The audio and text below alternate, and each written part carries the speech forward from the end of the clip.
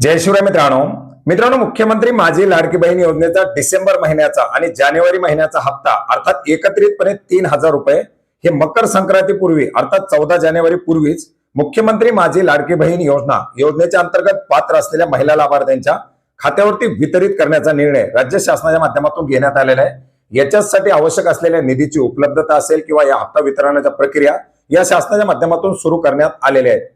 मुख्यमंत्री माझी लाडकी बहीण योजनेच्या अंतर्गत पात्र असलेल्या महिला लाभार्थ्यांना एकत्रितपणे 3,000 रुपये मिळणार याची आतुरता लागलेली आहे। याची प्रतीक्षा करत असतानाच मात्र हा हप्ता मिळणार का असा एक प्रश्न या ठिकाणी निर्माण झालेला आहे किंवा हप्ता वितरित केला जाईल काच हाही एक प्रश्न या ठिकाणी आता निर्माण झालेला आहे। मित्रांनो, यापूर्वी सुद्धा आपण पाहिलं होतं की राज्यामध्ये नगरपंचायत नगर परिषदेच्या निवडणुका सुरू असताना नोव्हेंबर महिन्याचा हप्ता वितरित केला जात असताना उशीर झालेला होता आणि याच्यानंतरच आता राज्यामध्ये 29 महानगरपालिकाच्या निवडणुका सुरू आहेत। या निवडणुकीच्या कालावधीमध्ये हप्ता वितरित केला जात असताना जर याच्यावरती काही आक्षेप नोंदवले हे आक्षेप नोंदवले जातीलच असं आपण यापूर्वी सुद्धा एक अपडेट घेतलं होतं आणि असे जर आक्षेप नोंदवले तर हप्ता वितरण करण्यामध्ये कुठेतरी विलंब होऊ शकतो अशी आपण माहिती घेतलेली होती। मित्रांनो, याच पार्श्वभूमीवरती आणि अगदी अपेक्षेप्रमाणे या हप्ता वितरणावरती आता आक्षेप घेण्यात आलेला आहे। निवडणूक आयोगाला याच्या संदर्भातील एक पत्रक देण्यात आलेले आहे। महानगरपालिका निवडणूक संपल्यानंतर लाडकी बहीण योजनेची रक्कम वितरित करणे बाबत याच्यामध्ये आपण पाहू शकता मुख्यमंत्री माझी लाडकी बहीण योजनेअंतर्गत नोव्हेंबर 2025 ची रक्कम डिसेंबर 2025 च्या शेवटच्या आठवड्यामध्ये लाभार्थ्याच्या खात्यामध्ये जमा करण्यात आलेली आहे। राज्यातील महानगरपालिका निवडणुकीच्या मतदानाच्या आदल्या दिवशी डिसेंबर 2025 आणि जानेवारी 2026 या 2 महिन्याचे 3,000 रुपये एकत्रितपणे देण्याचा घाट सरकारनं घातला आहे। 1 कोटीहून अधिक महिला लाभार्थ्यांना प्रभावित करणारा हप्ता आहे।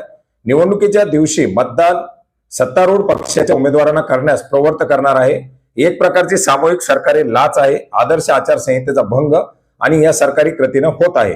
लाडकी बहीण योजनेला आमचा विरोध नाही, परंतु डिसेंबर 2025 आणि जानेवारी 2026 या दोन्ही महिन्याचे लाडकी बहीण योजनेचे पैसे हे निवडणूक संपल्यानंतरच द्यावेत असे निर्देश आयोगानं शासनास द्यावेत अशी विनंती आहे। अशा प्रकारचे पत्रक आता महाराष्ट्र प्रदेश काँग्रेस कमिटीचे सरचिटणीस यांच्या माध्यमातून निवडणूक आयोगाला 10 जानेवारी 2026 रोजी देण्यात आलेले आहे।